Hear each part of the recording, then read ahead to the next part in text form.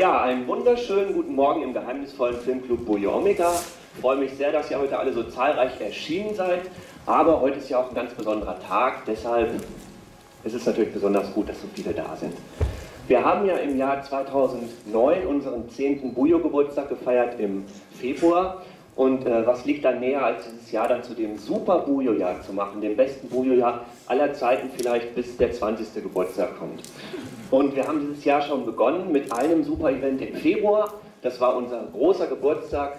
Das war ja ein Mega-Fest, ihr wart ja sicherlich alle dabei. Und dann das zweite Event, kurze Zeit später schon, unsere allererste Weltpremiere, Captain Berlin vs. Dracula von unseren Lieblingen Jörg Buttgereit und Thilo Gosejohann, ein Jubelerfolg. Auch da habe ich euch alle gesehen. Danke. Und dieses Jahr geht natürlich genauso weiter. Ein drittes Jubelevent. Heute und ein Event, das uns dann ganz besonders am Herzen liegt, ein Super-Duper-Event. Ja, all das, was wir hier seit 10 Jahren machen, ich muss es bei diesem Anlass nochmal sagen, könnten wir natürlich nicht machen, wenn wir nicht Unterstützung hätten. Und die Unterstützung kommt eben nicht von offiziellen Organisationen, von der Stadt oder so, denn der geheimnisvolle Filmclub Buio Omega ist ja ein privat organisiertes Unternehmen, es ist ein Club, es ist ein nicht kommerzielles Fanprojekt. Und alles, was wir hier machen, können wir eigentlich nur machen, weil wir dieses tolle Kino haben und das Management, das uns seit 10 Jahren komplett unterstützt, das uns alle Möglichkeiten gibt, hier diese wunderbaren Events überhaupt zu veranstalten. Das sind hier einmal der Chef-Mogul dieses Kinos, Herr Michael Mayer, der ja auch im Februar seinen Joe bekam für seine Verdienste um den eurozentrierten Exploitation-Film. Und seine rechte Hand, unverzichtbar, Ralf Kolecki, der Manager dieses wunderbaren Hauses. Bitte auch für ihn einen riesen Applaus. Und natürlich, das muss man auch sagen, die ganze Crew, die hinter dem ganzen Ding steht. Unsere Vorführer, der Tim, der das auch wunderbar macht, die Lena, die ihr von der Kasse kennt. Alle diese Leute, ohne die wir das hier nicht machen könnten. Und natürlich, besonders wichtig, da wir keine Unterstützung erhalten und solche Events sehr teuer sind, können wir das auch nur machen, weil ihr uns auch seit 10 Jahren so gut mit euren Besuchen kontinuierlich unterstützt. Es ist, ihr zahlt ein und wenn genug Geld im Sparschwein ist, hauen wir mit dem Hammer drauf und dann wird ausgeschüttet und dann sollt ihr auch davon profitieren. Und deshalb können wir auch nur sagen, Dank an euch, denn ihr seid auch Buio.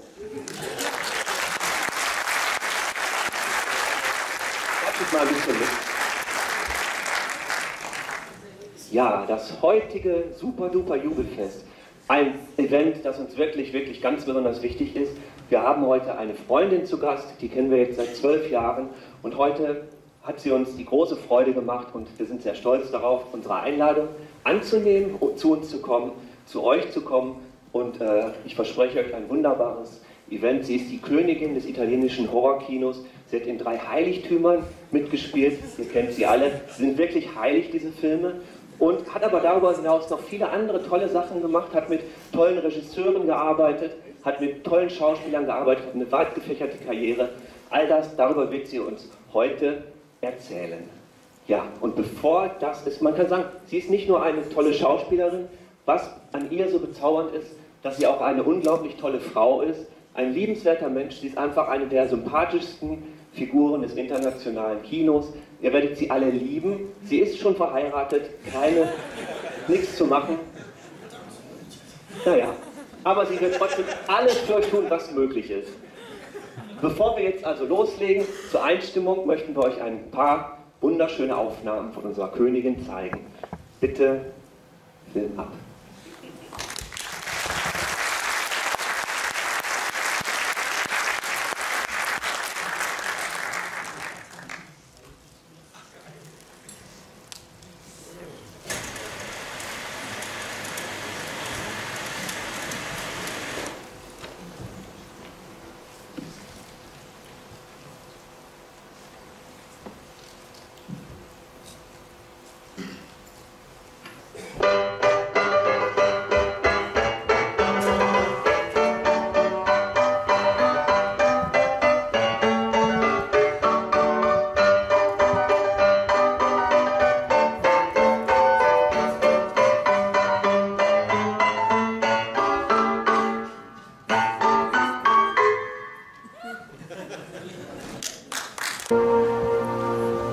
Ja, und eben noch auf der Kinoleinwand und jetzt hier bei uns die Königin des italienischen Horrorfilms, Catriona MacColl.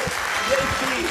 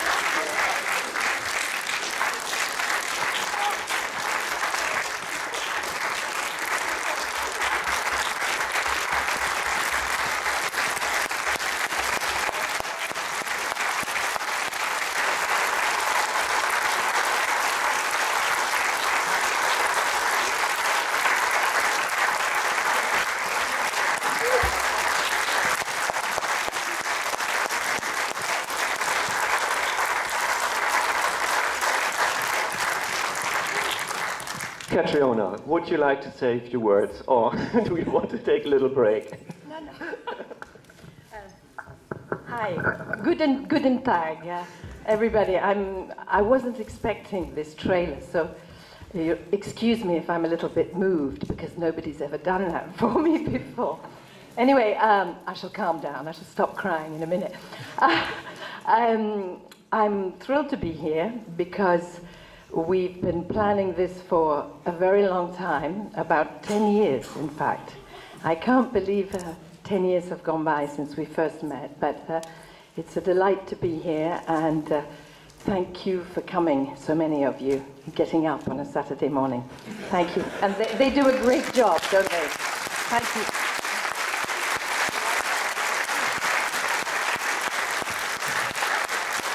Ja, der heutige Tag beginnt natürlich mit einem unserer klassischen, wunderbaren Interviews, wie immer geführt von unserem herrlichen Filmgelehrten Christian Kessler. Auch für ihn einen schönen Applaus.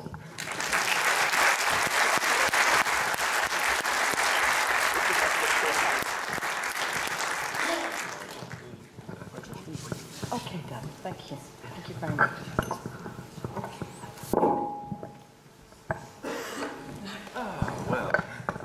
Here we are. Dear Catriona, before we start our short trip down memory lane, first I'd like to thank you again for being here with us, for lending a touch of beauty to our club, to our city, to our country, in fact. I think that there are many people in the audience who already know the films you made with Lucio Fulci. There may even be some who have seen one or the other of those movies on the big screen, but to see it together with you, to share this stroke of genius of Lucio Fulci with you is really quite a different affair, and I have already lost my heart for you, and I'm sure that you will have many more friends after today. Oh, I'm delighted. The more the better. So, yeah. Actually, I'm so fond of the group, all of you that invited me here, that I feel I have some new brothers in Germany, and it's really nice. I kind of feel like I belong, strangely enough. It's because of them, and so it's a bit like a new beginning, even at my age, you know. So it's very exciting. I can only say the feeling is mutual. Before I start to say unsensible things, I'd rather say unsensible things about your movies, ask unsensible questions, but the very first one will be a sensible one. Of course, every story has to have a beginning. So could you please tell us a little bit about your background, where you came from, what you did, and how you got your start in the acting profession? Well, it's a long story, but I'll try and make it relatively short. Well, I think everybody knows I'm British, half Scottish, half English. I was brought up around London and then in London. From the age of 5, I decided that I wanted to be a kind of classical story. I wanted to be a ballerina because I was taken to see a magical ballet for my 5th birthday, in fact, and I remember dancing out of the huge theatre in London saying, I'm going to be a ballerina. And about 15 years later, I became a ballerina because I managed to be accepted. I don't know if any of you have seen the film Billy Elliot, but I went to the school that is depicted in Billy Elliot. It's a very long, hard, arduous training to be a dedicated ballerina. But I think it gave me, how can you say, it gave me a certain strength. If you can get through that, you can get through most things. And it gave me a great grounding to my acting career later. And when I went, just before I left the school, I was chosen to do 2 quite prestigious plays, which quite a lot of well-known people in the dance world came to.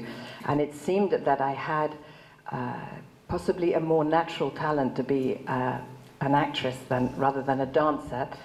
And so I flirted at that time with the idea of becoming an actress, but because I had trained for so long, I was advised to try and become a dancer first, and that if I was meant to become an actress, destiny would take over. So I concentrated on dancing. As a young trained dancer in Britain, it's probably even roughly the same today, there are very few opportunities. You have to go abroad and join a foreign ballet company, a lot of which are in Germany, but attached to the opera houses, obviously. But my destiny took me to France, and I only meant to stay there a year. I joined a quite well-known ballet company in Marseille called the Ballet de Marseille, which at the time was run by a very well-known French choreographer who's still alive today. He's quite old, but he's called Roland Petit. And I remained in this company for 2 years. A lot of adventures befell me there. And then, to cut a long story short, as I said, I got an injury. I hurt my ankle, so I had to stop dancing. And again, destiny took over, and I met a theatre company who were looking for an actress who could dance. And so I said, well, I haven't trained to be an actress, but I can dance. So they said, come and join us. And within a year of dancing and playing a small parts, they said, we're going to give you a larger part, and you're not going to dance in the next play. So basically that's how it all started, and I remained with them for a few years. That was also in the south of France. And I ended up playing Shakespeare in French, which for a young British actress is pretty unusual. I'm not sure anybody else has done it, actually. And then, then my career as an actress. Once I'd been with this company for 2 years, I totally gave up the idea of pursuing a dancing career and concentrated on my acting career. Is that okay?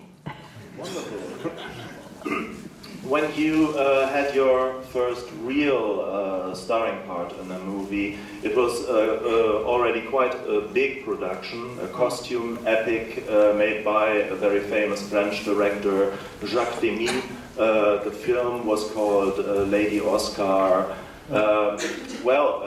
Didn't you experience any sort of stage fright or something with this first role? It's true, it was a huge responsibility, but I didn't really, because just previous to doing that film, I had been playing a lead role on French television with a French director who had been Jacques Demy's assistant when he was younger. So they were extremely close, and the story was amusing because Jacques Demy was taking orders from the money men who were Japanese, because it was basically a Japanese production based on a Japanese comic strip, which otherwise known as a manga. And there were 20 volumes of the history of France during the French Revolution, Marie Antoinette, Louis XVI, all of that. And so they adapted it for the screen, and they decided that they would choose a French director because it was a French piece of French history. They wanted it to be a romantic epic, and Jacques Demy was very good at that sort of thing, with wonderful music by Michel Legrand. And so they started to look for the actress that could play the part, and they decided they wanted her to be blonde and blue-eyed, kind of stereotyped as she was in the manga. And they went everywhere looking for this actress. It's extraordinary. I mean, they went to America. Apparently, it might not sound very modest of me, but apparently they interviewed, I mean, several hundred young actresses in America, in England, as long as they could speak English. And I was literally the last one that they saw. I promise you, it's true. And Jacques Demy rang up the French television director I was working with and said, "We're having a terrible time, we're getting near to the ultimate date, we have to choose this actress, we can't agree, none of us agree." And he said, "Well, what are you looking for?" And he said, "Well, she's got to be, in her early 20s, she's got to be a good actress, she's got to be blonde hair, blue eyes." And he said, "Well, I've got one right beside me, she's perfect." And so he sent me off on a train to Jacques Demy's office in Paris, and at the end of a rather long interview, the Japanese producers, there was a whole line of them, came in, and literally Jacques banged his fist on the table, and I will never forget it, and he said, "Right, that's it, if Catriona doesn't do the movie, neither do I." And so I felt pretty confident, really. I didn't have too much stage fright after that. Dear. To give you all an idea of what kind of a movie this is, I think we should watch a little clip from that movie. So I'm making a sign to the helpful spirits up there in heaven. So let's see if it works. Can they see with us? I did, but there's one shot actually which was it was even before the first day of filming. It was just after I'd met Jacques Demy. So in fact, I'd never learned how to fence. And before I'd even read the script, because they found me very late, they had to shoot, not a trailer like this, but they had to shoot a much simpler trailer that was due to come out 3 weeks later in Japan with Star Wars, would you believe? And so they were in a complete panic because they hadn't found the actress. So I shot the trailer of the simple trailer anyway, without having read the script, having only met Jacques Demy the day before practically. And they said, "You've got to ride a horse and you've got to, fence fight in this trailer." And I said, "But I haven't ridden a horse since I was about 8, and I don't know how to fence." And they said, "Don't worry, you'll just have to do it." So it was extremely nerve-wracking, that first memory. But there was a really wonderful stuntman, and I whispered in his ear, and I said, "Look, I've never done this before." And he said, "Don't worry, just lunge a few times, and go like this, and it'll be all right." And I promise you that that's when my dance training really was helpful, really helpful. I think we pulled it off. Well, it looked very good. One thing I found nice was, even though you probably won't have worked with her, your character as a little girl is played by Patsy Kensit. Yes, that's extraordinary. Yes, and nobody knew what was going to happen to her in those days. She was pretty sweet. I don't know what she's like now. I follow her life in the gossip newspapers. Well, she was very young. She'd done a few commercials, things like that. But yes, it's amusing to have been played by a well-known singer as a little girl. I haven't met her since, so I don't know. After this fairly huge epic, you landed a role in one of the very few British fantasy movies called Hawk the Slayer. Indeed. It's a small but very memorable part because you play the love interest of That's the right, hero yes. of the piece, played by John Terry. Yes. And of course by his very improbable brother in that film, Jack Palance, who around that time, he looked very much like later in Out of Rosenheim and City Slickers and so on. And he is the brother of this, I don't know, 25, 30-year-old. Well, whatever. What Robin Hood type character, in fact, yes. And I was the young princess.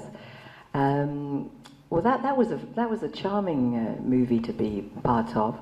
Again, it's become a cult of its kind. It was one of the very first movies to be released on video back in the 80s. But I had no idea. I seem to have been involved in a number of cult movies. I had no idea that we were going to be talking about Hawk the Slayer all these years later as well. But it was memorable, obviously, because everybody was somewhat intimidated by Jack Palance, especially in the outfit that he wears, this rather sort of Darth Vader type outfit, and he was a big, impressive man and a very, very quiet, reserved, silent man. So there he was in this extraordinary outfit, towering over everybody. And I remember the makeup ladies were terrified of making him up. I don't really know why. I think it was because he didn't really talk. So I thought, this is going to be embarrassing, you know, that I haven't even spoken to this man, and I'm going to have to put a flaming torch, because that's what I have to do, in his face, in the shot. Perhaps I better go and say hello first. And so I did. And I guess I've always liked a challenge, and he was one of them, and well before Lucio. And so I was determined to not to get the better of him, but not to be intimidated by him anyway. So I went and talked to him, and he talked quite openly, and we found a subject of interest, which happened to be Scotland. And after that, it was fine. So I went back to the makeup artist and said, I can't think why you're frightened of him. He's delightful. And there we are. Well, it has been released on DVD in a very good restored version, and I think the boys have also prepared a clip from that film. That's nice. I haven't seen it for a long time. So, invisible spirits up there, let the good times roll. Indeed. Yeah.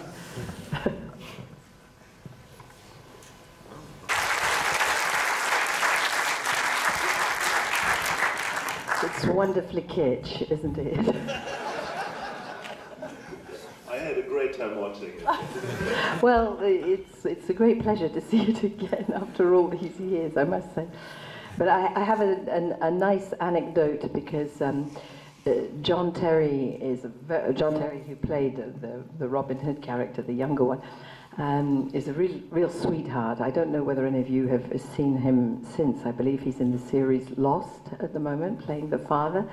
Anyway, he has a cousin who's English and my age, and I got to know her during the filming, and she later married Albert Finney, the wonderful British actor, and we're now great friends, and I had lunch with him about 3 weeks ago.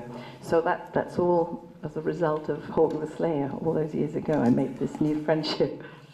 Who would have thought?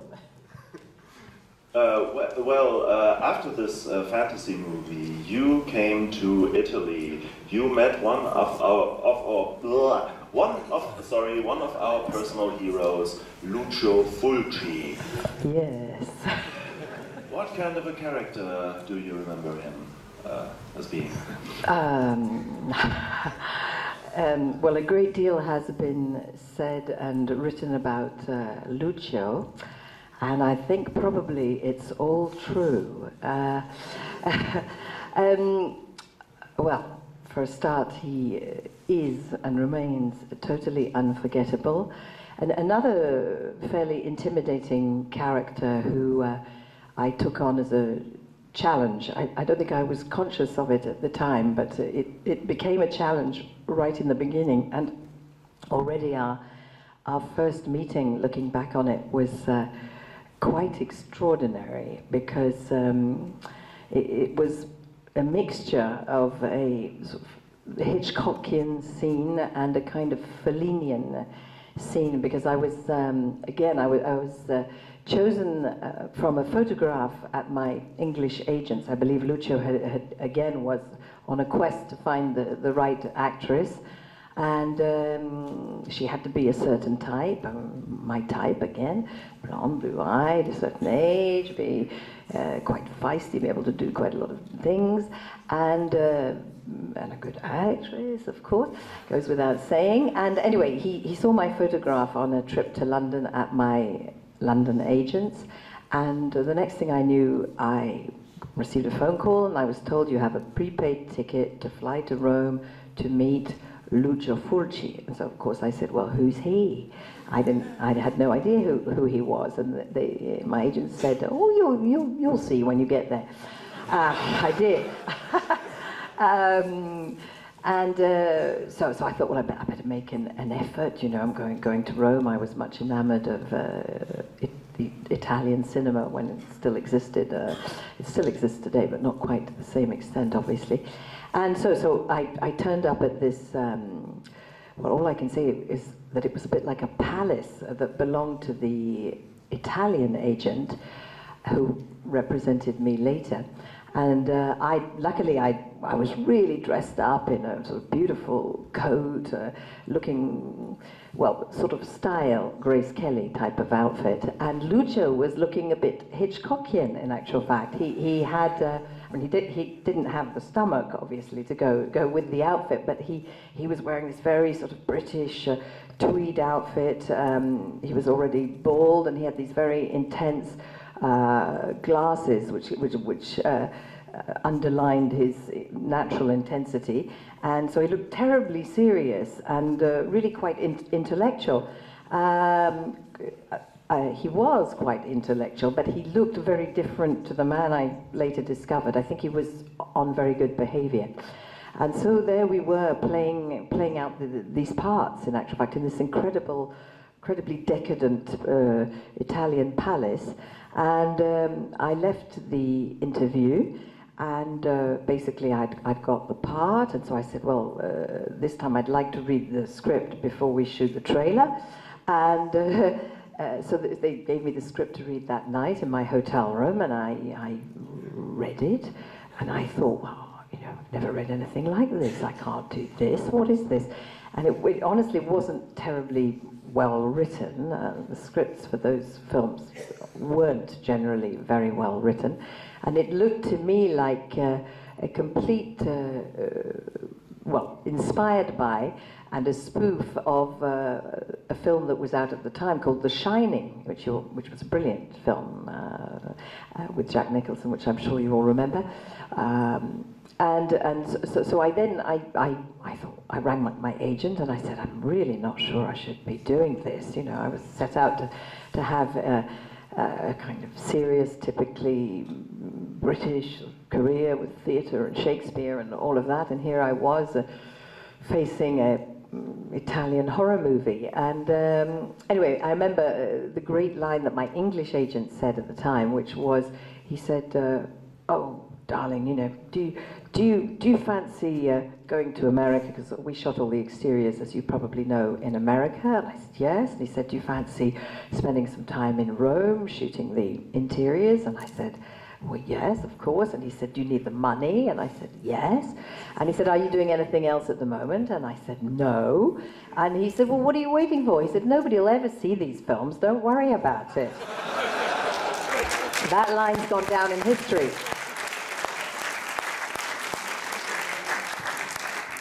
So I believed him, and that's how I ended up in the first one. I understand that Lucio Fulci also was the one responsible for the change of your name from Catriona to Catriona MacColl in a few films. Yes, that's another one of my stories. In fact, well, the minute I'd agreed to do the film, there were various other meetings with this Italian agent who got terribly excited at the prospect of me entering this type of cinema, and he was saying, I didn't believe him, of course, but he was saying, "Oh, darling, it will make you a star, it will make you a star." And I was going, "Oh, please, you know, please, I don't believe a word of that." And, but he said, the problem is, you cannot call yourself Catriona. And so I looked at him and I said, but why not? It's my name, and it's quite an unusual name, and it's a beautiful Scottish name. It's Catherine in Gaelic. And he said, well, maybe, but in Italian it means something else. And I was saying, well, what on earth does it mean? I speak a little bit of Italian. And he said, well, the problem is that anything that ends in O-N-A means huge, enormous. So basically it meant big fat Catherine. That's what it meant. And so again, because I really didn't think these films, or this particular film, because I didn't even know I was going to do the two others then, would have such a long-lived career and place, in actual fact, in a certain cinema history, I thought, well, does it really matter? And so I sort of said, well, call me what you like then. And he said, oh, well, Catherine, if your name's Catherine, we call you Catherine. And I said, well, call me Catherine with a K, because I'm a great fan of Katharine Hepburn. And that's how on different posters my name is written differently. So there we are. Yeah, great. We have several clips from this particular I bet you do. Let's, wait, just you wait. The first clip is from, I think, the most exciting sequence from that film. You know, it has something to do with a burial. And yes, I remember it well. Oh, yeah. And we'll come to that. Huh? Oh, okay. I was mistaken. I'm sorry. Don't worry. I apologize. Don't worry. First, we can see a little bit from the film in the trailer. Okay. So,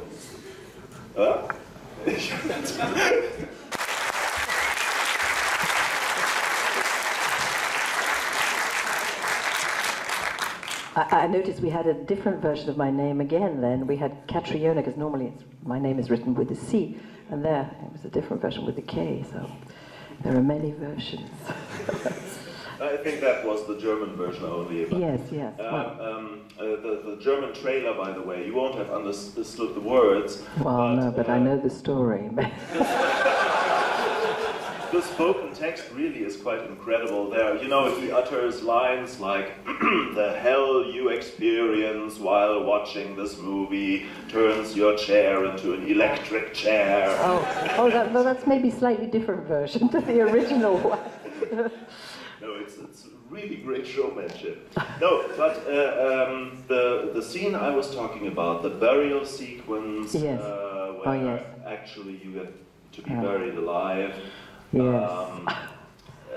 This, I think, we will watch this later. I'm not quite sure if we should watch it before or...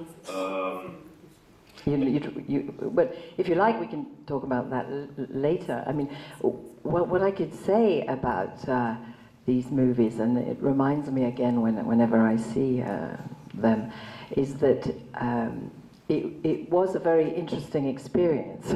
Not just working with Lucio Fulci, but also exploring my own inner depths of fear, because I decided, despite the fact that the scripts weren't written that well, apparently they obviously translate quite well, and obviously they're very visual.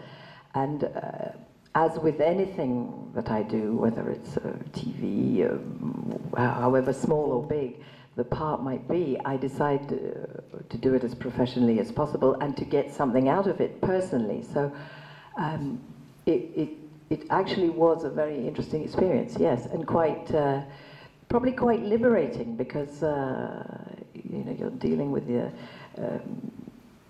trying to express real fear during some occasions which aren't even necessarily that frightening when you're performing them. They're a little bit kitsch as well, you know.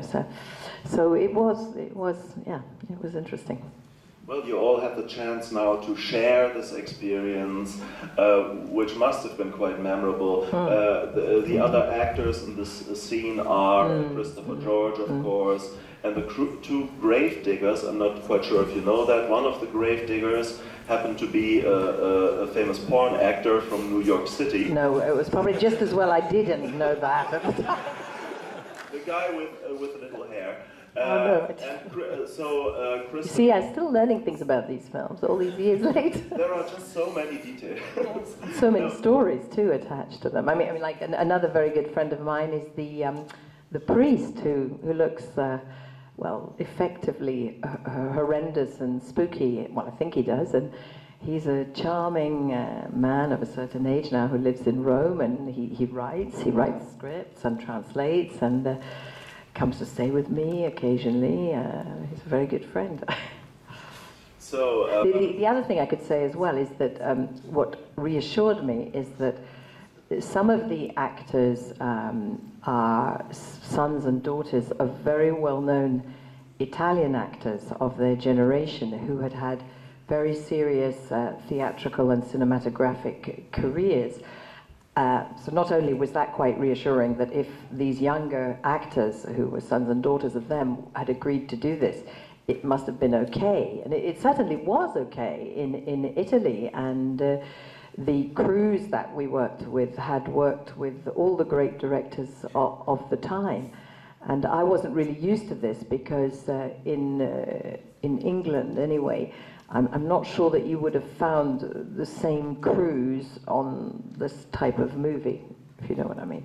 Yeah. Well, now you get to be buried alive, and let's see if you are saved in the nick of time. So, maestro. It's quite a long, maybe five minutes or so, but it's worth it, I think.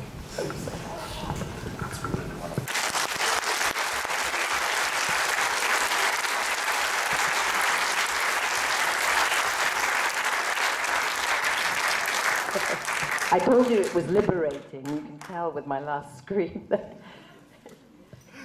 Well, that must have been a nice scene to shoot.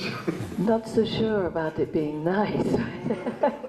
No, it was fine while we were doing the exterior shots, because obviously everything that takes place in the coffin was back in the film studios in Rome, and that day wasn't so nice, in actual fact, no. Because I had my first upset, I would call it, not exactly an argument, but an upset with, as we would say in English, with Lucio, because they got me into the coffin. We spent, I mean, I can't remember if we spent more than one day, but we spent an awful long time filming the interior of the coffin, you know, taking different sides of the coffin off. So it wasn't that it was claustrophobic so much, because obviously there was a side of the coffin that was taken off, so I could breathe.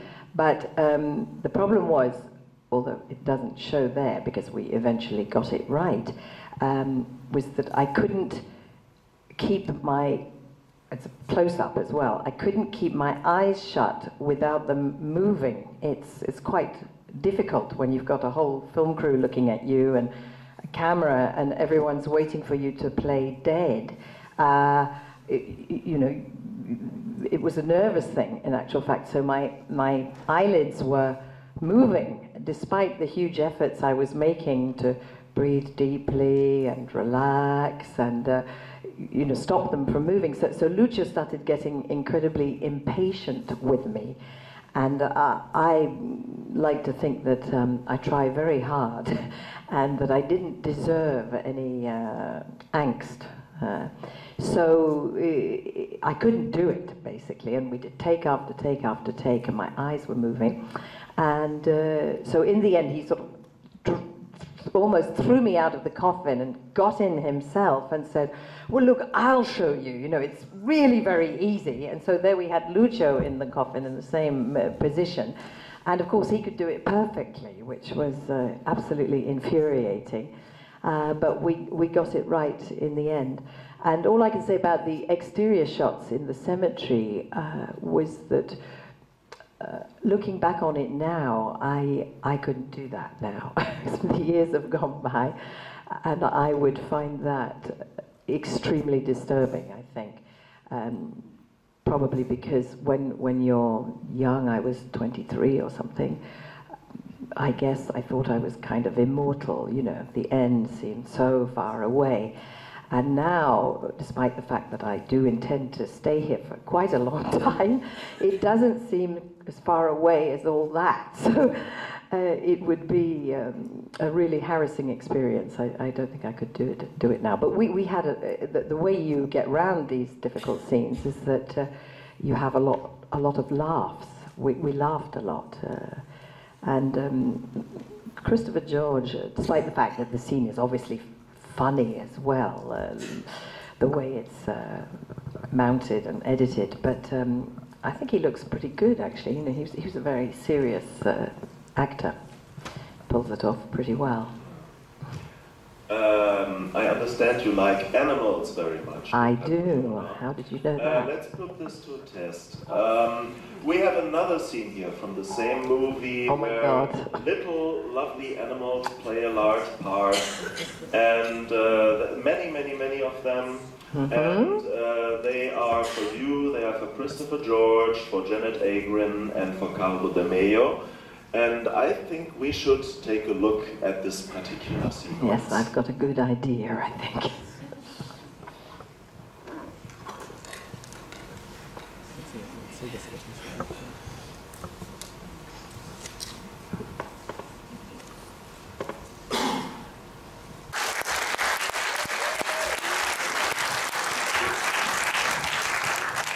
Looking back on that now, I think I must have been mad to accept to do that.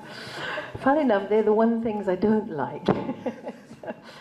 No, that was another memorable day and not a very good experience either.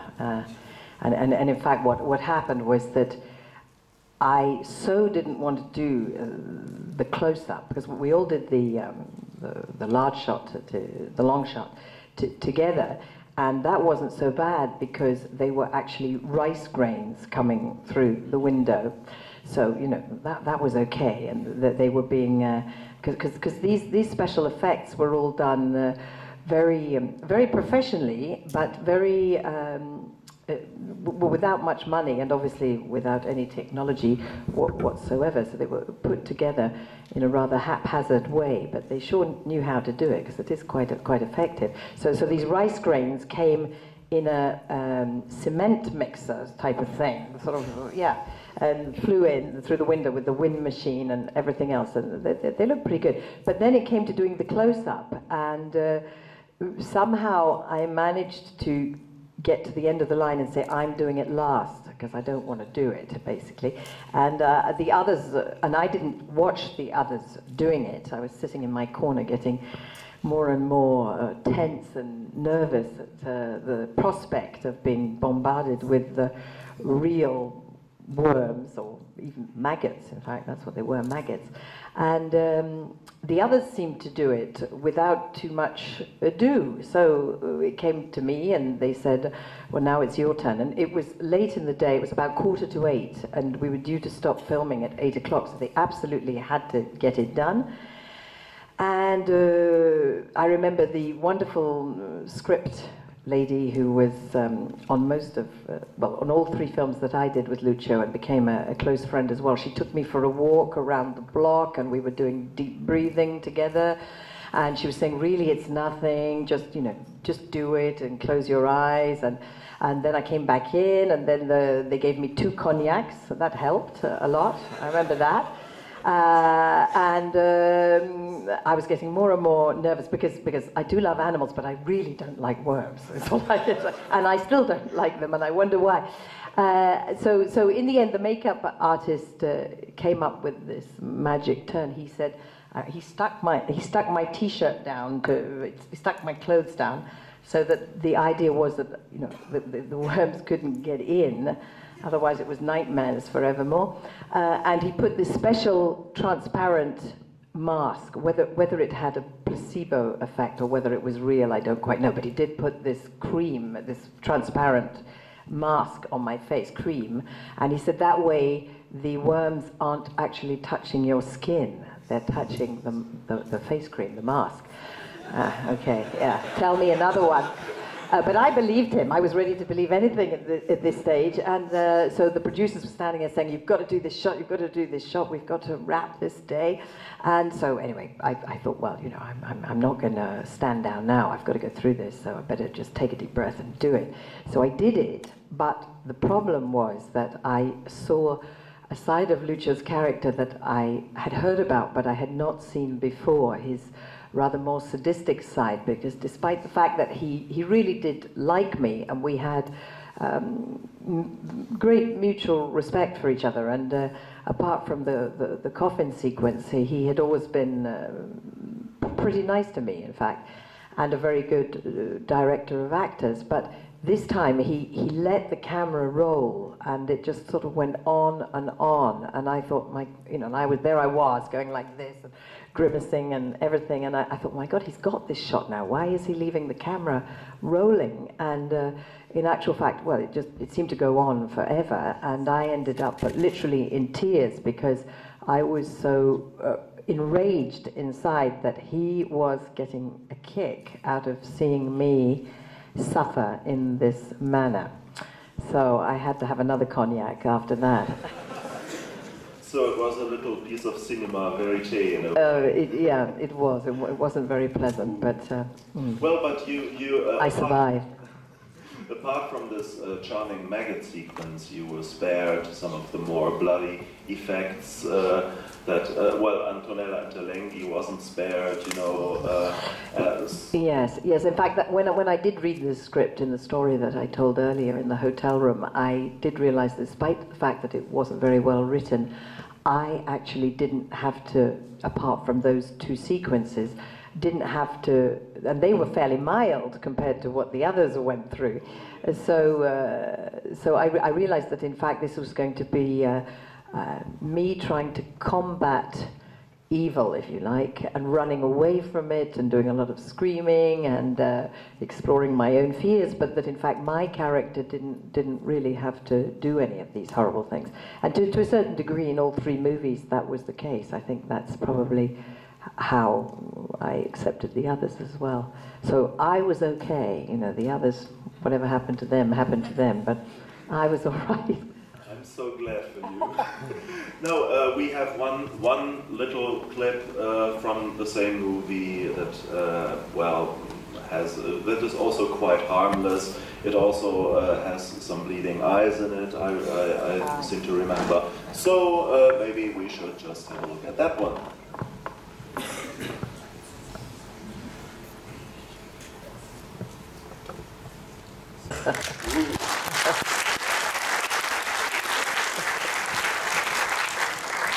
I have to admit, it is quite amusing watching them all these years down the line.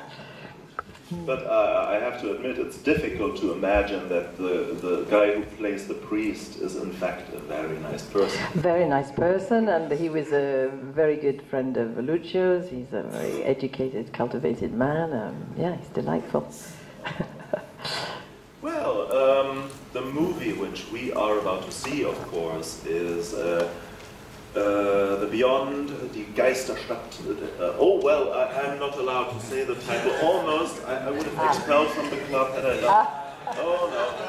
The Beyond. The Beyond. So, this again was shot in the United States of America.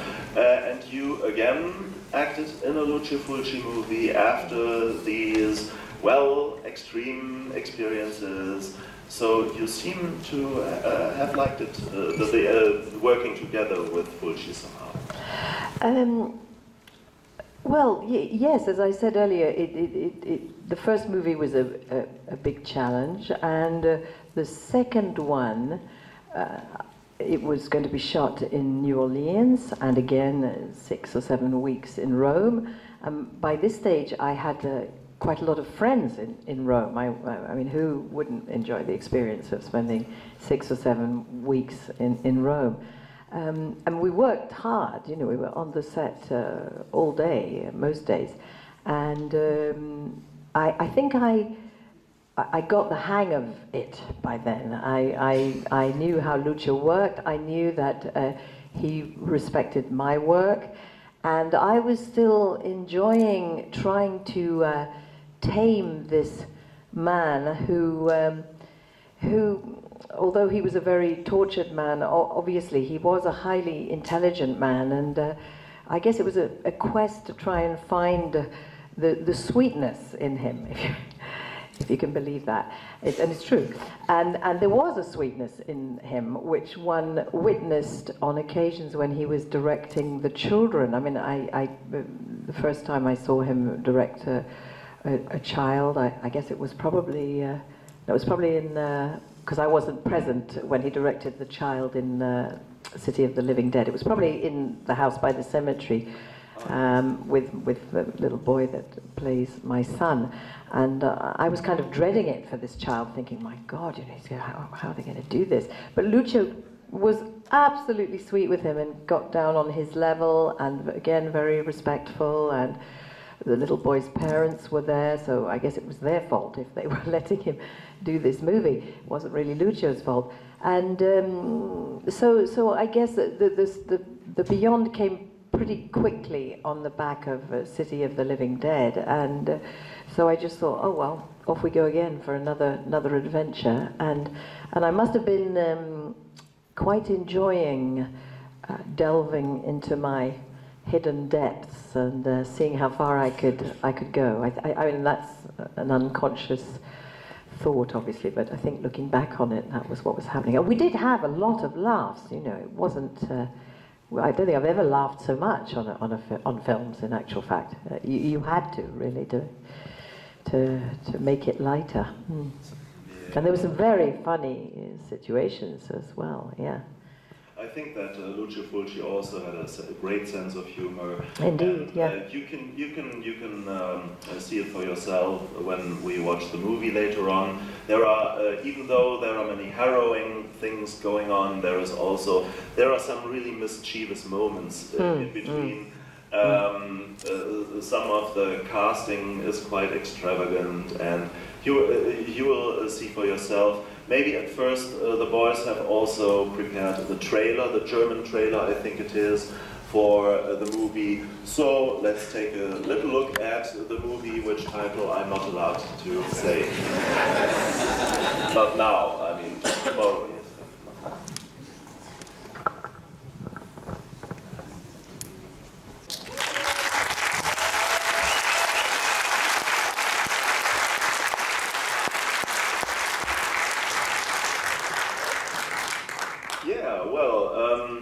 What can one say? Just 2 words. David Warbeck. What can you tell us about him? Well, those are 2 magic words, I think. Well, he's still, I would like to say, I'm sure he's with us today, because David he enjoyed the limelight, he enjoyed a party, wherever one was going on, he was there, and he was a very good friend of a lot of people, me included, and a delightful, charming man.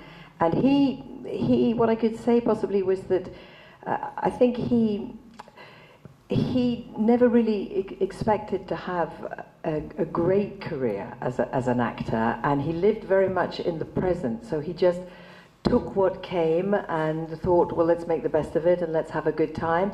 And whenever you were with David, you always had a good time. So we had a lot of laughs together. And of course, he's extremely, poor David, God bless him, extremely photogenic as well. So he comes over wonderfully on screen. But he didn't, I don't think he cared so much about, you know, whether his performance would last, what would people think. He just did it fearlessly, and I admired him greatly for that. Yeah, he had a very charming and disarming quality about him. I have never met anyone like him again in my life.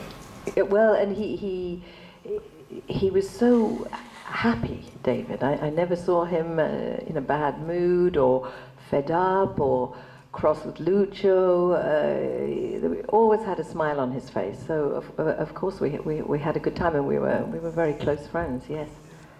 And of course, the fact that I'm here today brings the memory back where I met quite a number of you 10 years ago, because David was with us and very much a part of the festival, and although he was very ill at the time already.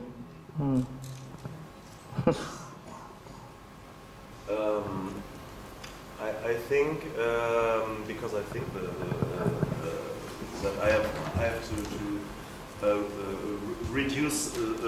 Just I'm talking too much as usual. No, you're not talking too much. No, but we are showing many clips and so on. So I think I should go on to the third movie you did with Lucio Fulci, which of course was the famous House by the. Okay. I understood that. I've got so good. Yeah, great. So, my dear, House by the Cemetery, Quella Villa. Ist meine Stimme zu leise? Quella Villa accanto al cimitero, House by the Cemetery, the third film you did with Lucio Fulci. I think you shot that one again in the United States, Massachusetts, I think.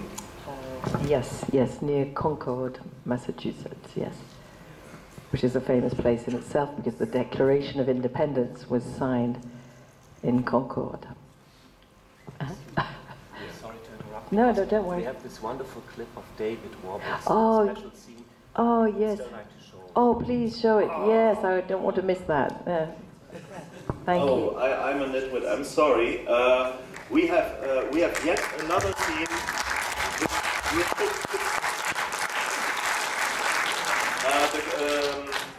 Maybe one of the greatest scenes from this particular film, and it shows that Lucio Fulci also has a great sense of humor, as did David Warbeck, of course, because David Warbeck, who liked a little mischief now and then, tried to pull pranks now and then. And in one film, for instance, he had a smoking sequence with another actor, and he broke off filters from cigarettes, and each one of the two actors put one of the filters in his nostril, in one nostril, I think. Quite lately. So in the close-up, you see the smoke coming out of only one nostril of each actor, and it made it into the final print. Yes. Which is Jäger der Apokalypse, Cacciatore 2 from Antonio Margheriti, I think it is.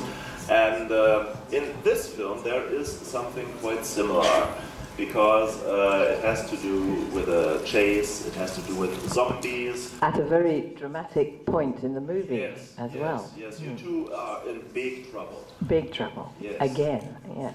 And you try to escape into an elevator, really last exit, Yes. and then Last chance. he runs out of bullets, he has to reload his gun, and he does it in a very particular way, and you should really look out for the details of this sequence. So let's try it for David and For David. Lola.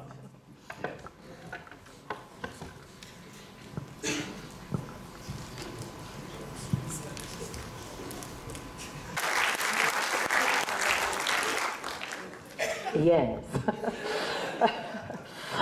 Yes, well, that was a surprise. Yes, David was full of surprises. I think neither of us ever thought that these things would stay in the final print, as you said.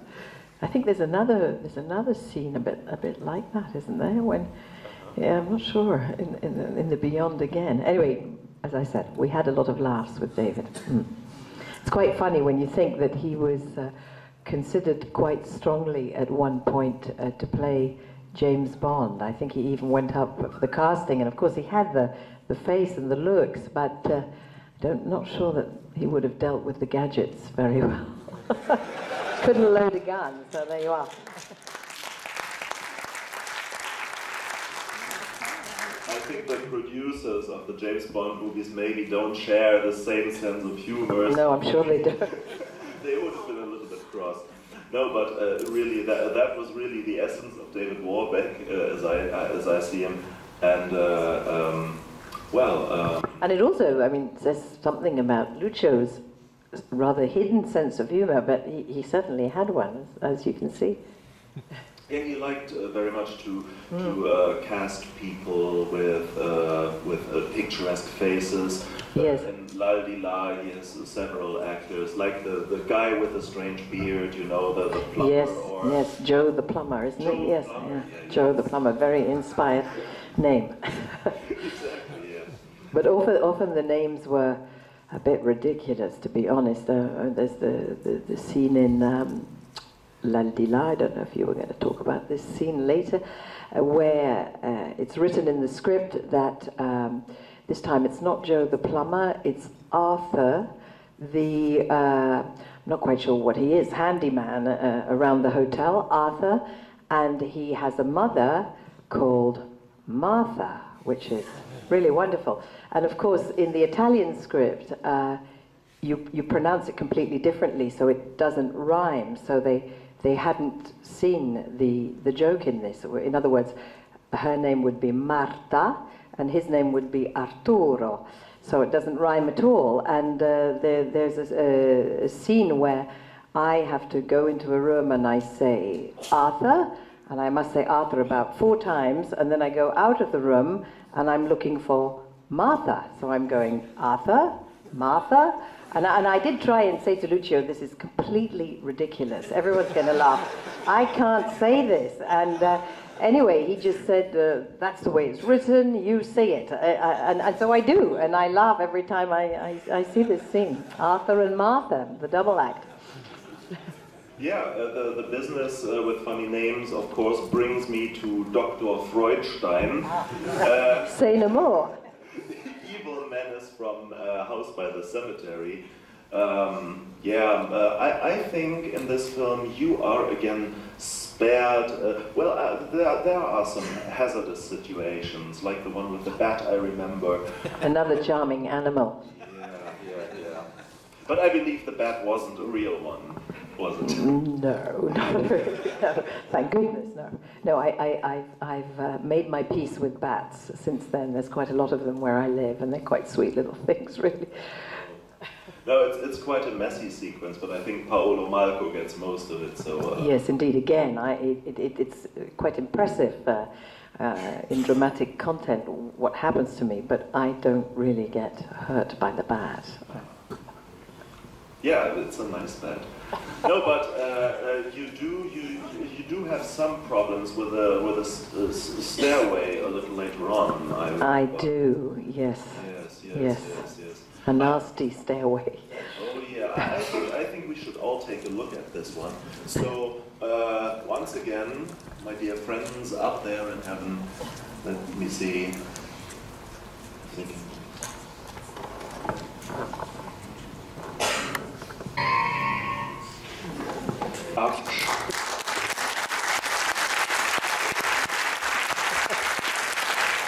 Yet another stunt. Oh my goodness. I have read it many times that there were allegations of Fulci being a misogynist, you know, because women always gets treated badly, if not bumped off in movies. What were your experiences? Well, I mean, in actual fact, that scene wasn't nearly as bad. I mean, it looks very good, I think, doesn't it? It looks pretty good. But they actually took great care of me, and the staircase wasn't as long as it looks either. There were only about 4 steps or something, 4 or 5 steps, yes. I just edited it in such a way that it looks like it goes down into hell forever. And you know, when you're going to do something like that, you want to do it as well as possible. And it's not really, well, I don't know whether you'd call it a stunt. I suppose you probably would, in fact, call that a stunt.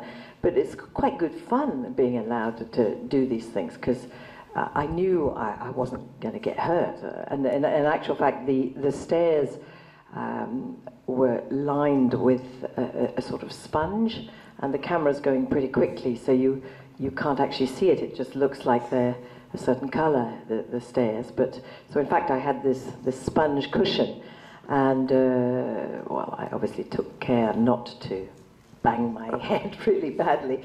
So that was quite fun to do, not difficult really. But to go back to Lucio's misogynistic side, another one of his, yes, charming facets of his personality, of his complex personality. Well, basically, it is of course true. He was a very secret man. Therein lay the fascination, and it's true that there are many different stories told about him. Quite a lot of nice ones, because he did have a lot of friends, nevertheless. But the people that he treated badly, obviously, don't say very nice things about him. And obviously I was in conflict with that aspect of his personality, because despite the fact that he treated me pretty well, apart from the worm scene, he didn't treat me badly in any other way. But I did witness several of the younger actresses who had remarks said about them in front of everybody behind their backs. A lot of shouting went on. Of course, I couldn't necessarily understand it all, because I did learn quite a lot of Italian, and I can vaguely speak Italian, but I didn't understand everything. And his tantrums were famous, of course.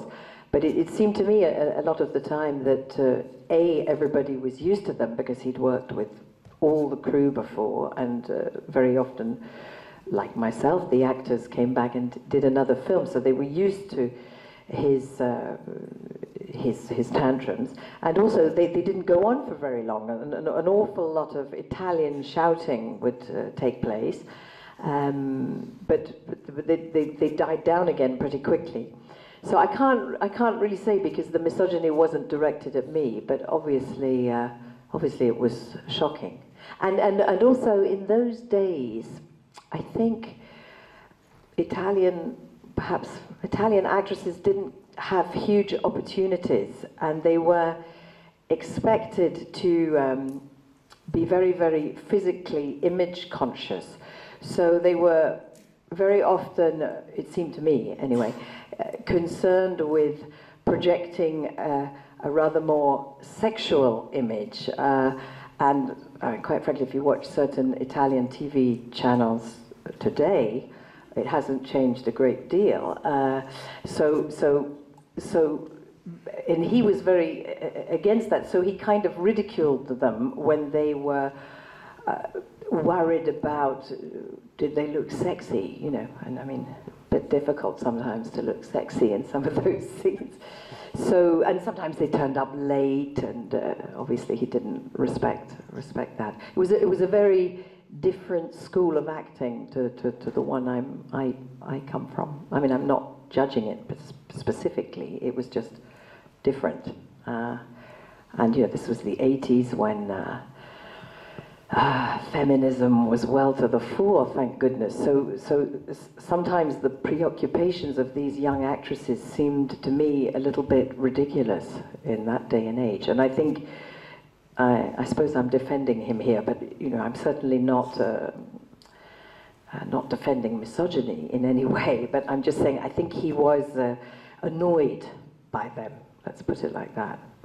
And as he never minced his words, he said what he thought, and it was sometimes quite unfortunate. Yeah. I remember you told me that he was very nice with the children. What about the little one from House by the Cemetery, Giovanni Frezza? Oh well, he was the one I mentioned earlier. He was delightful with him. Obviously, I believe he's become a doctor now. So yeah. He's helping people, so that's very nice. And I'm not quite sure how old he is, but he's probably about at least 25, or if not 30. So I don't think he was too badly affected by it if he became a doctor. But obviously, he I'm sure he's been interviewed about it himself. I can't really speak for him, but certainly when I was present, Lucio was really quite touching, and the childlike side of Lucio's complex, multi-layered personality came out. So, Well, we will be able to judge several parts of his personality later on when Good you luck. will see one of his films, which is really a great movie, very well photographed, very well acted, of course, and so on. You will see it for yourself. You managed somehow not to get typecast, you know, as a horror heroine, as a professional damsel in distress. So during the 80s, you took part in many other different kinds of films. Was that your interest as an actress? What, was it in my interest not to be typecast? I must say that that was quite to the forefront of my mind, and that's really the reason why I didn't accept another of Lucio's movies, because he did ask me if I would do a fourth one, and I didn't want to be typecast in that genre. Destiny has it that I am obviously greatly remembered for that genre, otherwise I wouldn't be here today. And I've made my peace with that as well. I have done other things since, and I'm really happy that people still, obviously, want to watch these movies today and enjoy them in some kind of a macabre way, possibly, but enjoy them for all their qualities, because despite the fact that they are gruesome, they are macabre, there is also a certain poetic quality to them. Certainly, I noticed that again in the scene in the coffin there. There's a certain, I don't know, it's a sort of strange macabre poetry, and that was what Lucio, I think, apart from the obvious special effects which are there to supposedly shock people, whether they still do, I'm not quite sure, because people often laugh when they see them, so they can't be so shocked. So perhaps they're laughing at the kitsch qualities, and also this type of this genre is not made anymore, as far as I'm concerned, in Italy. What's happening now is that in various different countries, these films have so many fans of all different ilks, and believe me, I've met a lot of them over the years, is that there's a younger generation in various different countries, and certainly in the country that I live in France, that's coming to the fore, who are huge fans of Lucio's and these three movies in particular. And it's true too that it seems to me, since I've been talking about these films, that these three films seem to be very often the most talked about as far as Lucio's testament goes, because he did, as we all know, a huge amount of films. So it's true that I've had to think about why is that. So obviously I'm a common denominator in all these three movies. So there must have been some kind of chemistry that was operating between him, me, the subjects, so that these films are still so popular, these particular three. Do you agree with that?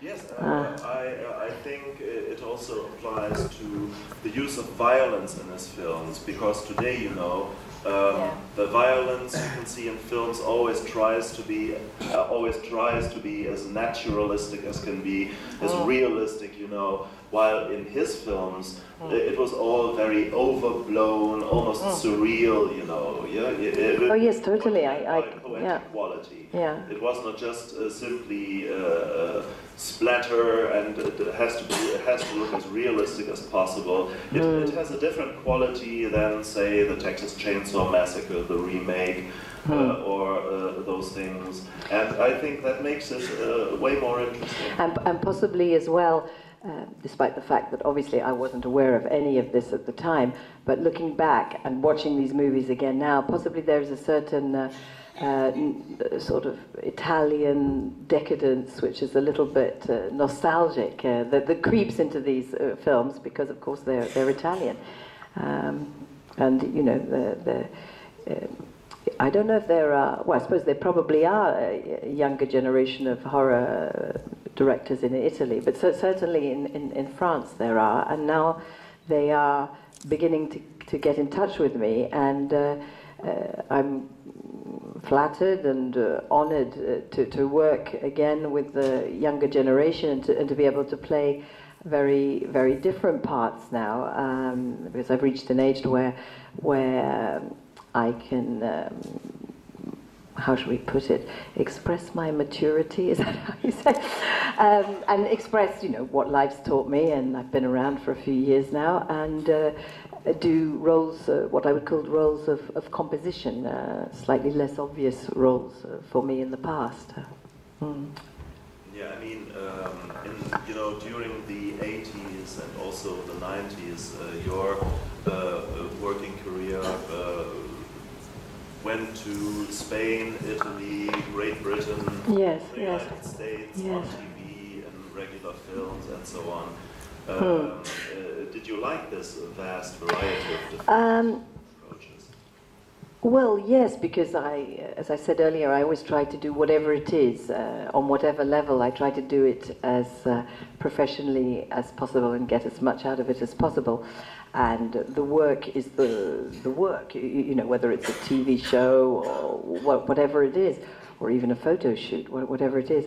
But, or a play with no money, you know, one does it the same way as one would do a huge movie with lots of money, as professionally as possible. But it's true that I have had what I would call an untypical career, certainly as a, well, I can only speak as a British actress. I mean, I'm very lucky because I've worked in various European countries, which a lot of British actresses who live in Britain don't perhaps get the chance to do. It's a strange career, yes. It's gone in various different directions. I think certain people don't understand how I did Lady Oscar, this, as we saw earlier, this romantic epic in all its splendor. And that's a little bit kitsch now as well, but it certainly has its charms. And that was one of the other great encounters of my career, Jacques Demy, who well, bless him, is also up there now with David. A wonderful man and hugely talented. Complex, another complex character. I seem to attract complex characters. So anyway, that's the way it's gone. You know, the difficulty is that they don't seem to understand me particularly in England for some strange reason. I don't work very much in England anymore. I mean, it doesn't matter. It hurt me in the past a little bit because obviously it's my country. But in fact, now, you know, to be honest, I've lived abroad for so long. I feel profoundly European, unlike most of the English. I expect it to be way more interesting, you know, to make movies. Yes. Oh yes, yes. I mean, whatever happens, happens. And again, I certainly wasn't expecting to be called by the younger generation of Pascal Laugier a few years ago to make this extraordinary, what the French like to call film fantastique, as opposed to a horror film. It is, I suppose, a horror film, but another very strange piece. I have been involved in some rather strange pieces, I must say. But that's what makes life exciting. And you know, when you're an actor, you're a bit of a nomad, really. You go where it's happening. And that was certainly a very interesting piece to work on because it took me to Romania, and a type of part that I would like to do more of, if possible. Yeah. Sure. I mean, this film, Saint Ange, which was shot in 2004, I believe. Yeah. Pascal Laugier, the director of this one, later made the film Martyr, which has just been released on DVD here, and which is quite a harrowing. Yeah, apparently it's horrific. I don't want to watch it. Oh, well. I mean, good, I believe, but it's also terrifying. Well made, yeah. But Saint Ange was a more quiet, a more tender affair, very atmospheric and beautifully shot. I was beautifully shot, yes, yes, beautifully. Haus der Stimmen was its German title. And so you like working together with us? Oh yes, yes, I like that very much. Well, especially as I thought that side of my career was over, really, and so to be contacted by this young French director who led me to believe that there were still a lot of people out there and a lot of young directors who had been influenced, it would seem, and still are. Quentin Tarantino being one of them. I'm still waiting for him to call me. He hasn't done. He might. He just might. No, he is apparently a huge fan of Lucio's films. So we'll see. So I can only say I would like to see you in all future movies I come across. But anyway, if somebody doesn't take you, he must be mad. I can only say that. And well, do you have any particular ideas, any particular pet projects or something you'd like to love to do? Well, I went up for an audition just before I came here, in actual fact. So. For not a huge part, but a very nice part in it's a French movie. It's going to be shot. It's a period piece. It's going to take place in 1810. I mean, I haven't got the part yet, but I hope I get it because I'm very ripe for it. And it's to play the part of a diva type actress. Not at the end of her career, but who's had a large career, and she has to go to court to defend the character that the film's all about. Again, it takes place in 1810, so a historical piece. Apparently, it's a true story. It's going to be shot in 4 languages: English, French, Afrikaans, and an African dialect, because the story goes from Africa to England and then to France. And it's going to be directed by a very fashionable French director, because he won a lot of what we call the French Oscars last year for a film d'auteur that he did that was very, very popular. So that would be nice if that worked out.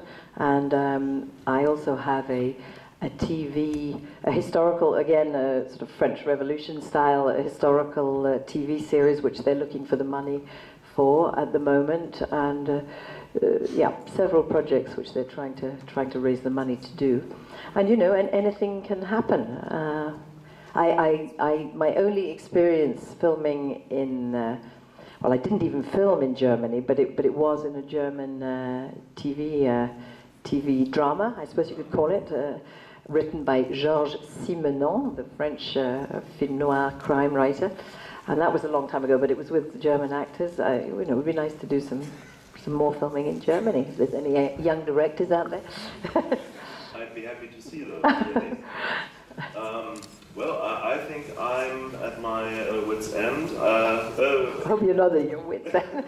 So, well, I think we should give the members of our audience also... I definitely think we should do that. We should. The chance to shoot off some questions. Oh, I was going to say, but we should thank them for coming as well. That's what I was going to say. Thank you very much for showing up, so many of you. Dankeschön, dass ihr alle so zahlreich gekommen seid. Natürlich.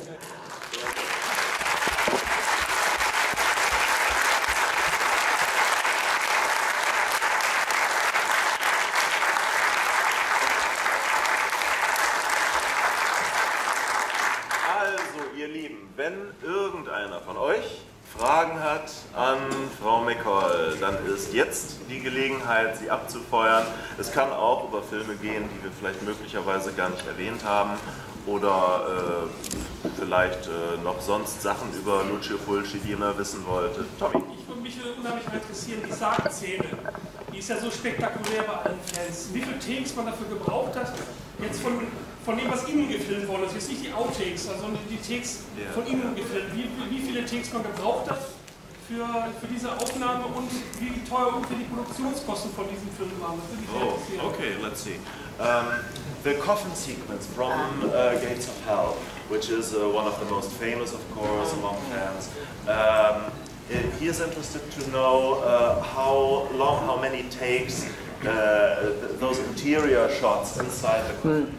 Well, yes, because not only was there the problem of me not being able to keep my eyes shut without moving, there was also the problem of the what do you call it, the axe that comes down, and that was possibly the most terrifying bit, actually, of that sequence, because, and that took a while to shoot, because an Italian stuntman had fixed up this contraption whereby this object was going to come down and stop, so I was told. But I suddenly thought, my goodness, this is a low-budget Italian movie. Am I supposed to believe that you know, these contraptions are foolproof and are really going to work? So I was more than a little scared at that. And in fact, I think I phoned my agent and I said, should I do this sequence? You know, you may never see me again, and it might be the end of my career, scarred for life. And well, my agent couldn't do again. He said, "Oh, darling, just do it. No one will ever see them." So I did it, but I think my fear was real. I wasn't acting there. But to answer your question, yes. It took, yes, it was very concise, and I think we took probably, several days in the coffin, because obviously you do it again and again and again, and everything had to be just right, and there's the nail sequence, and then you have to put because they put false nails on me with blood behind them, as far as I can remember, so that, you know, they break and the blood comes off, so then you've got to put them all back on again, do it all over again. So it took much longer filming the interior of the coffin than it did filming the exterior. The exterior, we did it in a day, a day. But the interior certainly, probably, two or 3 days, I seem to remember. He also asked, have you any idea how big the budget for the whole film was? Oh, I don't really. That's the producer's world. It's not. I mean, I could have been interested in it at the time, and probably now I would want to know. I guess it wasn't really my concern then, especially as I thought nobody would ever see them. It was just, let's do this as best we can and have a nice time in Rome and go home. But I mean, small budgets, a small budget, definitely. We were paid, which is already, you know, not always the case in Italy. I had another experience in Italy when I was filming with someone who you've welcomed here, Franco Nero. In fact, I worked twice with Franco, and I was hired at the last minute to play his wife. It's the end scene of a movie. And it was supposed to be another actress who's very, very well known around the world, who's also his ex-wife, Vanessa Redgrave. She was supposed to do it for fun, because normally she wouldn't do that sort of thing in a sort of low-budget, probably B movie in Italy. And she was going to do it for Franco, and she couldn't do it at the last minute. So literally 3 days before, they were looking around for someone else, and they found me. And it sounded like fun to go to Prague and do this, so I did. But I was told, because there wasn't enough time to send me a contract, so I set off without a contract, and I was told, don't leave Prague without being paid. And I didn't. The morning I was due to leave, there was still no sign of this envelope I was supposed to be given. And so I warned them. I said, look, you know, I'm not getting on the plane unless you pay me. And I was paid in the at the airport, you know, once I checked in, I mean, I was paid at the last possible moment before I got on the plane, literally 5 minutes before it took off. These men arrived in black in a big car and gave me the envelope and put me on the plane. But I wouldn't have got on the plane if they hadn't given it to me. So, you know, sometimes it's a miracle if you're paid. I was paid, I mean, to me it was, I can't even remember how much it was now. It was quite a lot of money for a young actress, but all things considered, it was, you know, a small, low-budget movie. And therein lie the merits, really, because the special effects are, again, very, very effective. Can't really tell. You know, a lot of pots of marmalade were used, a lot of pots of jam on the zombies, so that doesn't cost very much. And very effective. I loved that. I used to watch the zombies being made up, because some of them were being made up beside me in the mornings at 7 o'clock in the morning. It's not a very pleasant sight watching them make up a zombie just after coffee, you know. Anyway, and they would do all this wonderful makeup, and then at the last minute they would take a pot of jam and pour it over their head. It looks great. Of course, you know, that got you laughing in the morning. And everyone took it terribly seriously, the zombie and the makeup artist. You know, I was the only one laughing. Ja, hat noch jemand etwas auf dem Herzen? Erstmal der junge Herr oben und dann... As far as I can remember, they were probably particularly careful. Oh, I'm trying to remember. Is it a sequence where there's sort of guts and monsters? I think there are 1 or 2 shots where in the background there are some sort of scratches or something, yeah, with the corpse up above. But, yeah, but you have experienced Giovanni as a happy child. Oh yes, absolutely. I mean, I was amazed, quite frankly, because I thought, you know, if that had been my child, no way would I have let him do that. But again, it was all part of Italian culture. You know, there were these people who'd worked with Fellini and Visconti doing a Lucio Fulci horror movie, whether they were part of the crew or the actors. So they kind of took it in the days where it was all perfectly normal to be doing a horror movie like that. It wasn't for me, and in fact I didn't mention it on my CV in Britain for many years. I sort of pretended I hadn't done them, especially as nobody was going to see them anyway. So they existed, but you know, they weren't officially down on my CV. Now I'm quite proud of them because there are so many people, and you know, I've met some top French producers who I would never have dreamt of mentioning that I'd been in a Italian B-movie horror film, or even several, and it turns out they're huge fans, you know. So now I put them on my CV because I'm quite proud of them. But to go back to your question, Lucio was very careful to reassure this little boy that you know, it was a film set. I guess he probably tried to make him feel that we were just all sort of dressing up, you know, and having fun, and his parents were there again. So I mean, he seemed to be fine, and he's become a doctor, as I said, so I think he's probably okay. A doctor? Hopefully nothing to do with Dr. Frenstein. Oh yeah, last question. Yeah, you mentioned earlier that you did a lot of stage work in your early Yes. Do you have any recollections about some titles of the plays you were involved in, and do you now do stage work? Do I do it now? Yeah. I haven't done any for a while, actually. I would like to. Stage work tends to be done within a stage family. You become part of a family of actors, and I was part of a family when I was very young, before I started working on television and cinema.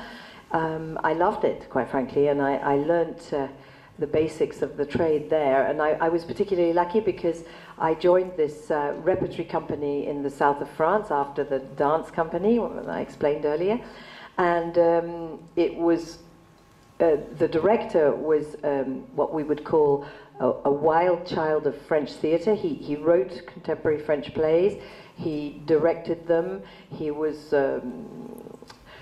well, another very complex character that I drew into my life. And anyway, he had a talent for detecting wonderful actors, and when I was part of this repertory company, there were several actors who are now big stars in France. They weren't very well. Well, I don't know, do you know Pierre Arditi? Do you know Pierre Arditi? He's a big star, sort of contemporary of Daniel Auteuil. And Nicole Garcia, she's made several films. She's a very good actress, and well, lots of other people as well. So that was a wonderful beginning. I mean, it was tough. I played Ophelia in Hamlet, and the director was playing Hamlet, and I wasn't necessarily armed not to confuse the character that I was playing with my life. And now, when I think back, I used to get, which is a typical. I think a lot of actors go through that, and you learn as you grow older to keep a balance on it. You know, I found myself during the time I was playing certain characters. I found myself in real life dressing exactly like those characters because I was that character. Obviously, I was me, but there is this sort of I wouldn't call it schizophrenia exactly, but there is a dangerous limit not to go over, and most actors are quite fragile despite an outer strength. You probably witnessed it because I was very moved when I walked in here, so that's my fragile side coming out. And obviously it's a very useful side to have, and one that I use all the time because I can't help it. It's part of me, and you saw it on screen. But it can be a little dangerous at times. Not anymore. I mean, even when I was playing in Lucia's films, I was always dressed as a sort of quite dynamic, strong young woman. Especially because the one that I probably felt the most close to is the one you're going to see, isn't it? The Beyond. Yeah. I like all the characters I play, even the more dangerous and evil ones. Fact now, really, the more evil they are, the more fun they are. In actual fact, sort of, yeah. I've played all kinds of things on British television. I've played killers and all kinds of things.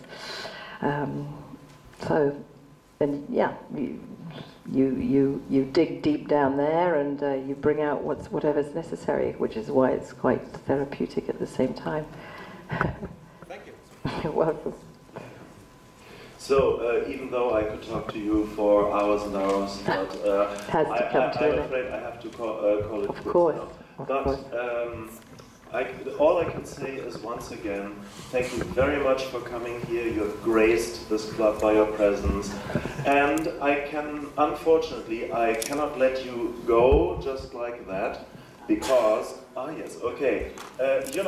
we from the film club, we usually give to our most cherished guests a little present. It's a prize of sorts. It's not an Academy Award. It's that doesn't matter.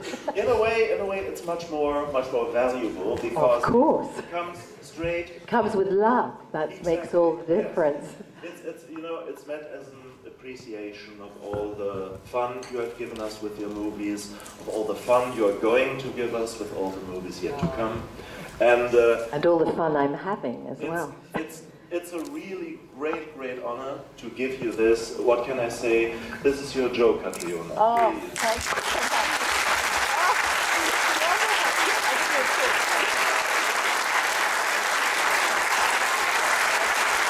Thank you so much. I'm really honored. I shall try not to cry again, but thank you. We'll take a prized place in my house.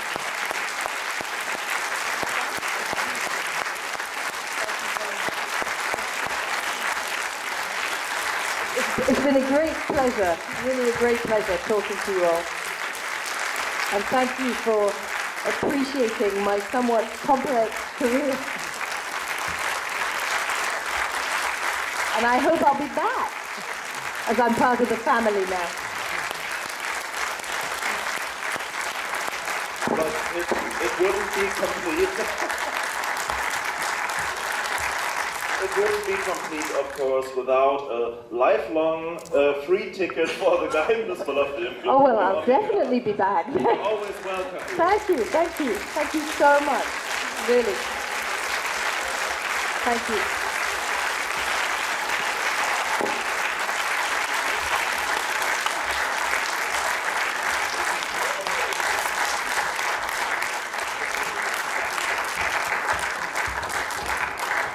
So, wir machen eine kleine Pause, damit die liebe Catriona mal endlich ein Glas Wasser trinken kann.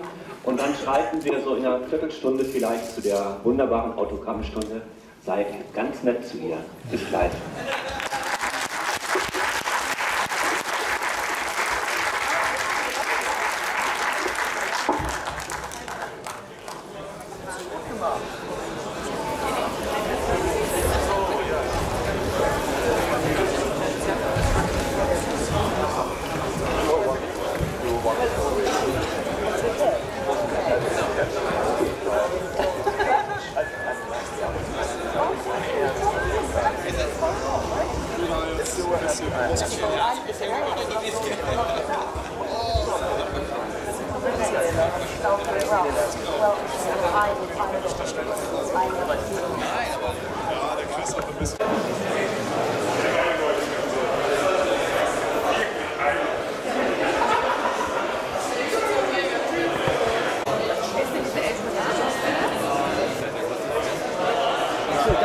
MacColl.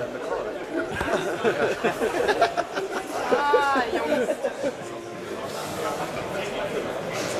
Nee, keine Ahnung, für welchen Fan. Also, Einige machen das gute Foto. die wurden auf jeden Fall ja auch vorne. Also als das ist ja immer da bin ich echt zu allem.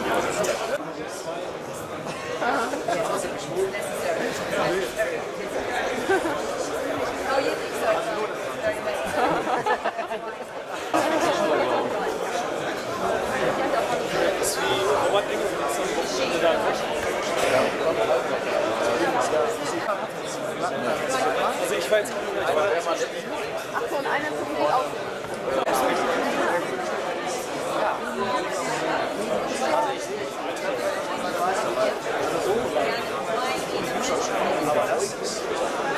Das erste Mal, dass wir ohne Scheiß. Jetzt nicht, aber insgesamt. Ich meine, ich sehe schon sein Auto, dass wir beide die gleichen haben. Ich muss ja jetzt hier Fans markieren. Ja. 70. Nur um mir das auch mal.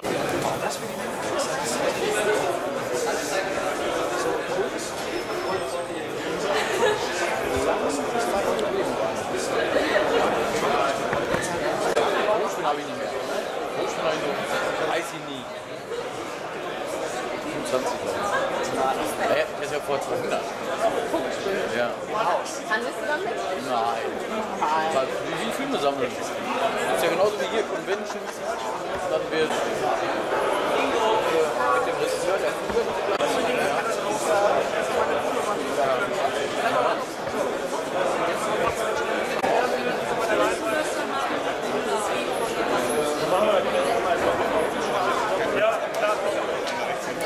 Aber du hast eigentlich deine ganzen Sachen.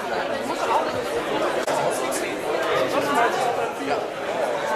Jetzt mal Schnittstelle über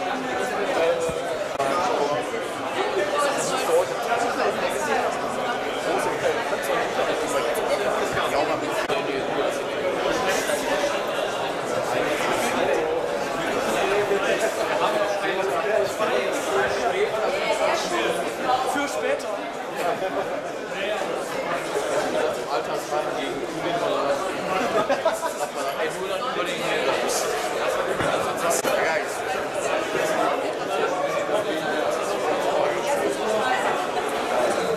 so, das schaut Hey, mach so eine rote Lampe. Dann lädt der Witz wieder auf. Zum Beispiel, was ich jetzt noch fotografiere.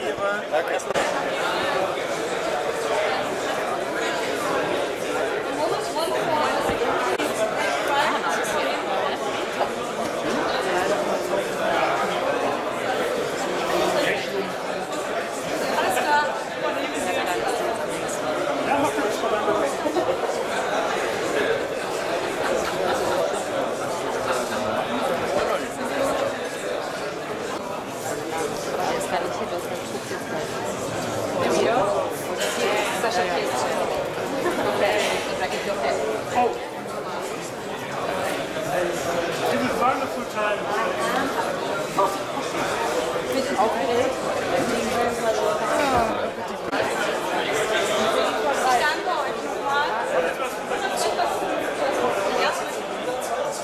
Nein, das war von mir. Achso, okay. Aber ihr könnt das gerne haben. Das ist schon mal gut. Tschüss. Ich muss auf die Uhr aufhören. Oder da, oder da. Okay, so what, just my name? Or Just your name is fine by me. Yes? So here supposedly are you, Yes, yes. but for German guy they are not Well, really much justice because this is much fine. yeah, that's great. Yes, why? Why? Signature? Where? Sure, here, where you are. Okay. Tanja.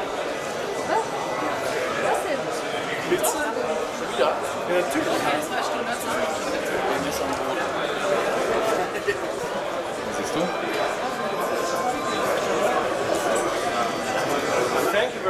you're having a great time. I am. So you're doing fast because there are so many people. I know. Thank you very much. Thank you very much.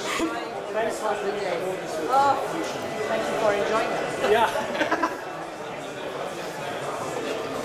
Vorsicht, Leser. Yeah, I'll be careful here. Okay. Just cut close in. Just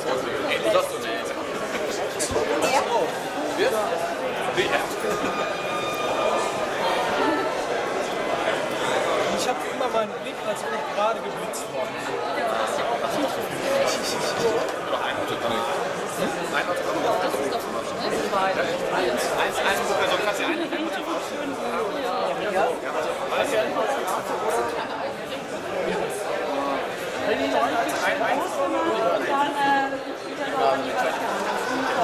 Schönen Dank. Ja, keine Ursache. Ja, viel Freude.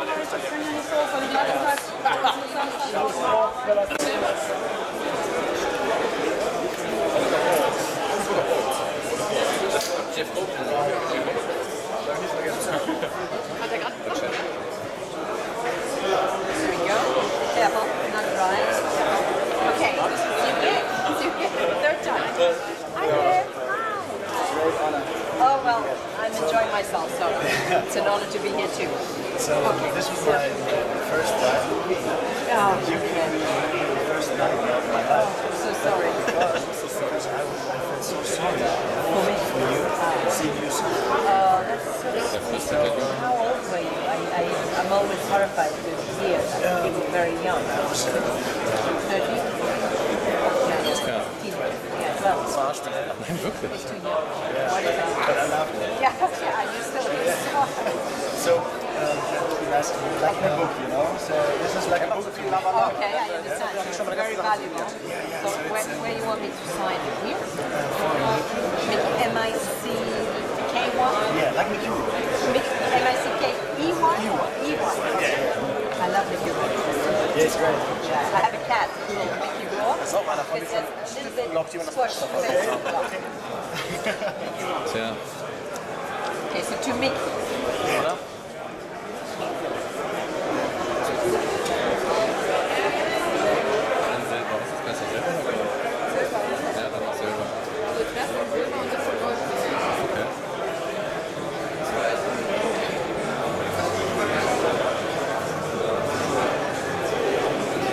Can I say what I want? Can I put what I want? Yeah, what you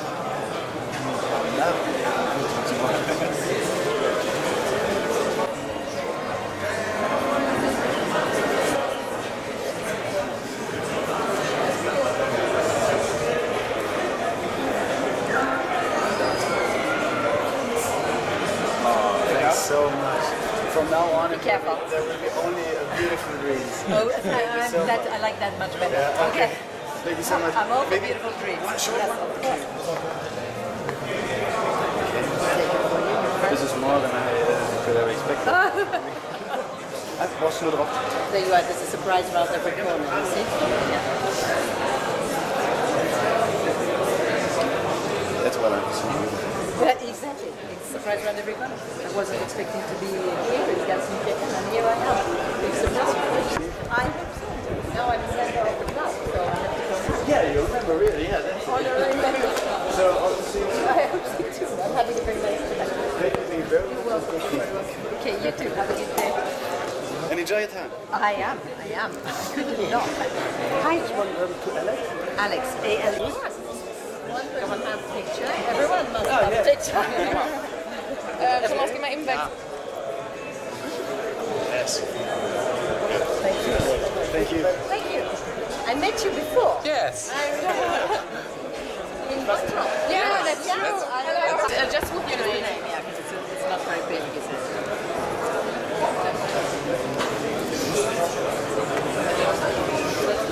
Just here.